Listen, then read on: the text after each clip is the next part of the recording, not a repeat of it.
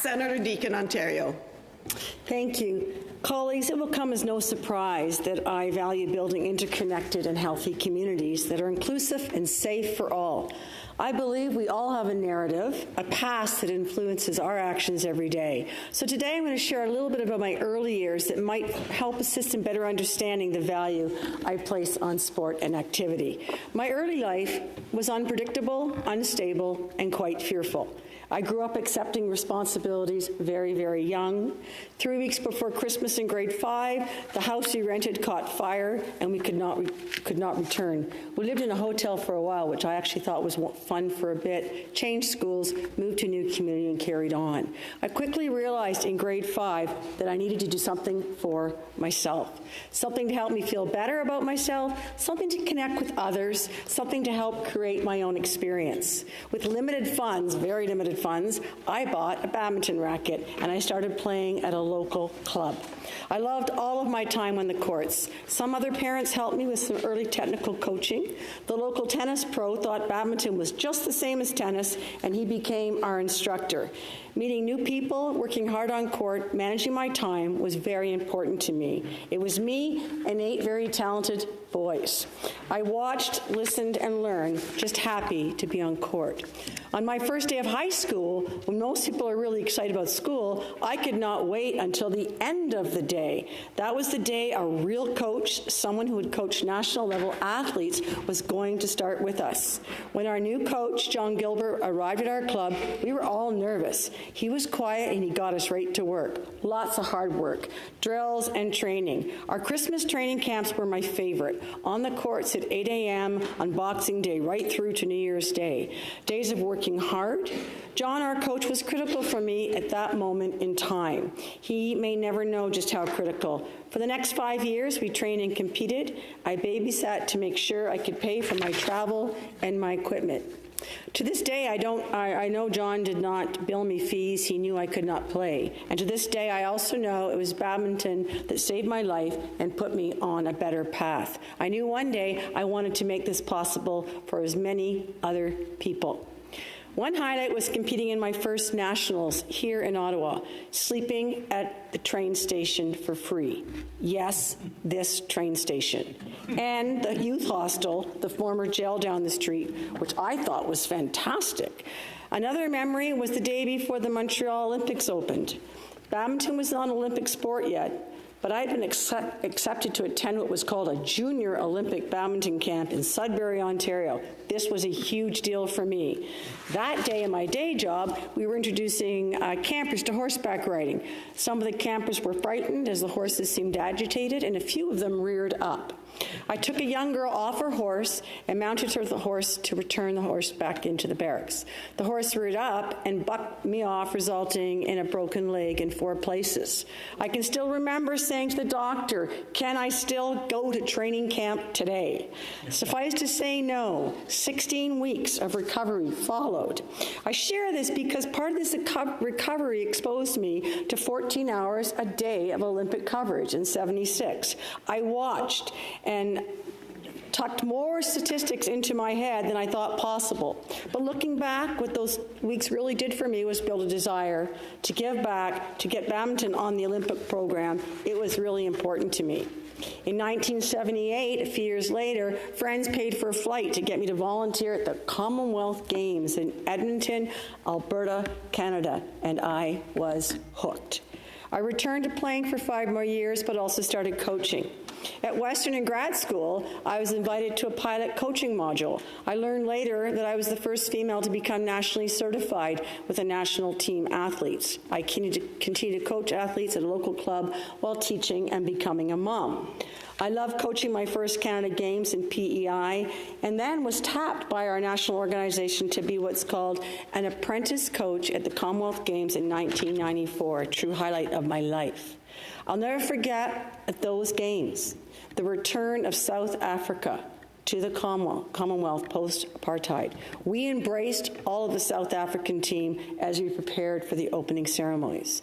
I was also exposed early to the complexity of the games, all the functioning units, the security aspects, the team behind the team. And it was at those games as well that I started a project called Canada Gives Back, the donation project of sharing gently used equipment to countries that are not as fortunate. I have since tried to leverage sport at every opportunity I can, from playground to podium and back. Sport, I've learned, is about so much more than a game. My lens of experience for the first decade was in the role of a coach and a team leader. The next few decades, I evolved in supporting all of our Team Canada games, being a member of Team Mission, leading Team Canada's Chef de Mission in Delhi, and shaping policy that we could design that best helps and supports Team Canada. I've had the opportunity to contribute and attend 19 international multi-sport games. My desire to make conditions the best for our athletes and coaches has never waned. So what has sport taught me? Why am I telling you all this? At all levels, athletes and coaches are incredible. Watching athletes and coaches at their first Olympics is a thrill. They are so excited, they can't stand still, they can't sit still. Their first athletes village, their first bag full of clothing for Team Canada, their first photo taken in front of the real Olympic rings. Then, the gravity of the culmination of years of training hits like a freight train. Our job as coaches is not to kill the excitement.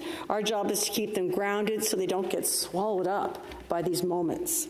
Sport also brings families, communities, and nations together. It is a builder. At my first Olympics, on the day 2 of competition, I stepped outside of the gym just to regroup. I stopped to look at a huge outdoor Jumbotron screen, and there in front of my eyes, I just sort of stood, was Simon Whitfield finishing his run to win the triathlon in Australia. It was this awesome moment, jumping, screaming, with about 500 other people all wearing different colors and jerseys of the world. It did not matter where we were from. It might be seen as random togetherness, but not that different than even FanFest that took place this weekend at Nathan Phillips Square in Toronto, where strangers come together and want to be together to share these moments.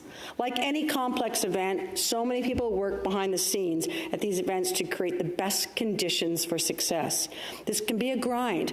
Most games I've been to have me away from my home for 3 to 5 weeks, but it's all worth it when you see the athletes and coaches march into the opening ceremonies. The flags, the smiles, the pride, and the rawness of it all. Each Games also brings something unique. The Games bring no promise, no guarantee, but these athletes are striving to be the best in the world at the right moment. We've already seen Canadian athletes that did not make it to the start line in Milano Cortina. This is also a reality. Family and friends are critical to athlete performance, but their needs are different.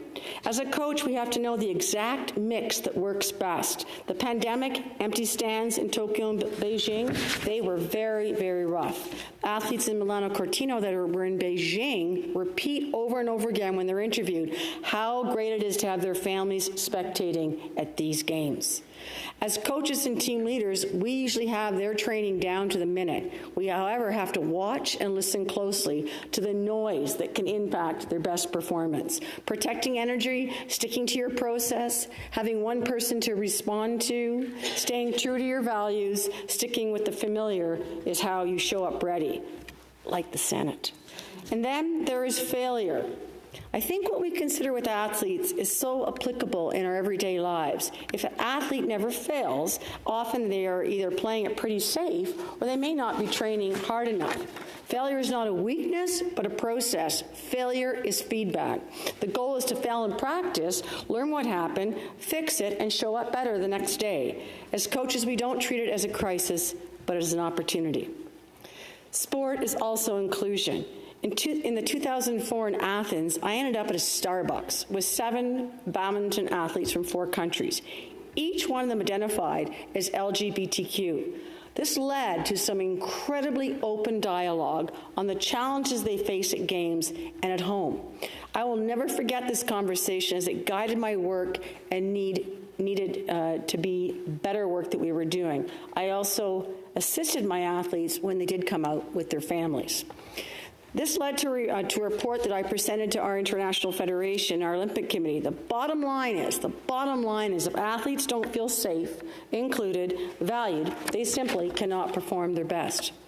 By the way, Senator Petitclerc, imagining you there, this group of 7 that joined me to watch you that day were also the ones that we went to watch Senator Petitclerc win gold in the 800-meter wheelchair exhibition race in Athens. Sport is also education and community. You may not know that in 2010, the Youth Olympic Games were born. I've attended both the Winter and the Summer Youth Olympic Games and have sat in an advisor role. What is amazing, and they have different opinions for different people, but what is amazing about these games is the athletes compete at their best for a week and they participate in an education program. Imagine athletes under the age of 18 participating in activities that help them learn about the Olympic values, learn about cultures around the world.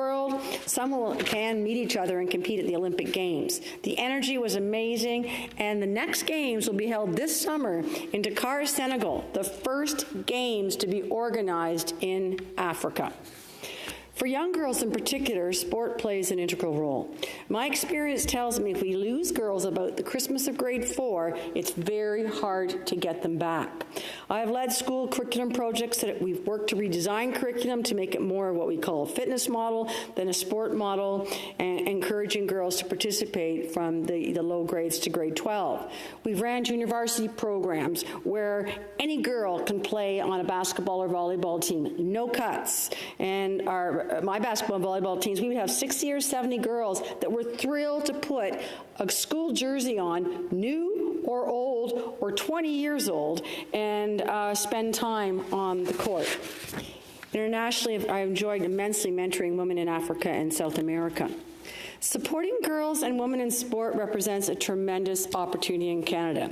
When girls play and lead in sport, their full potential is unlocked, expanding their contributions to our communities and our country. At this moment, a momentum is strong for girls and women in sport. Sustained government attention and support, committed organizational leadership, and investment has partially led to this. The rapid expansion of professional women's sport in Canada is a game-changing development. We now have a full calendar year of women's sport on our screens. The resulting growth in visibility, value, and respect for women's sports will have a positive effect on the entire women's ecosystem, especially grassroots opportunity. As a woman in leadership that was male-dominated, I have directly faced many forms of harassment in many arenas. I've been in international meetings as the only female. I'm dedicated to making sure this is better for the next generation. Sport colleagues, of course, cost money. In a school where families could not afford to outfit their children in hockey equipment, the school custodian and myself collected hockey equipment, negotiated ice time, got volunteers, and got a bus to take students to a local rink at 7 o'clock. I'll never forget the faces of those students and the parents as they put on their equipment for the first time and stepped on the ice for the first time. Grassroots sports must be attainable for all youth. The recent Jumpstart reports on the state of youth and sport in Canada is an important read, highlighting the cost of sport and the significant barriers that exist. Investing in sport and physical activity is not exclusively about health and well-being. We know sport has the capacity to transform lives, foster community, and drive positive social change. Sport is also good business. From the $7.6 billion GDP impact on amateur sport to the $2 billion projected boost from the FIFA World Cup, sport is a massive economic driver and a significant nation-building tool. Ultimately, we need to work together to realize the full power of sport.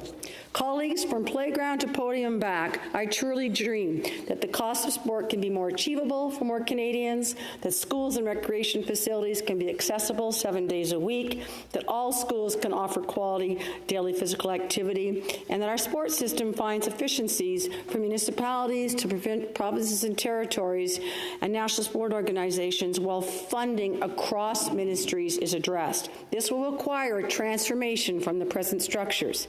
I hope that all Canadians benefit from the power and the possibility of sport.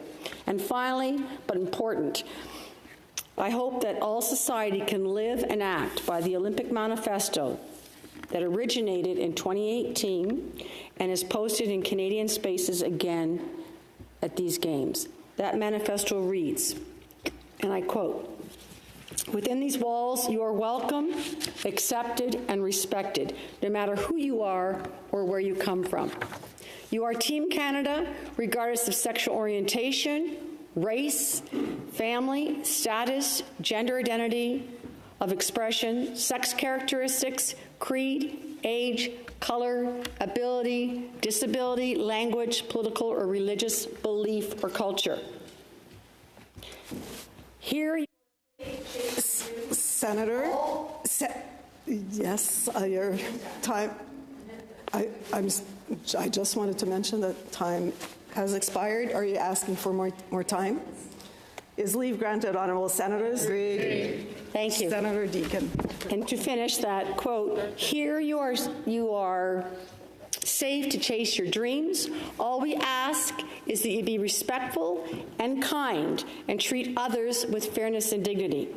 Strive to be the best teammate possible. Together we are one community, one country, one team." Thank you. Merci. Miigwech.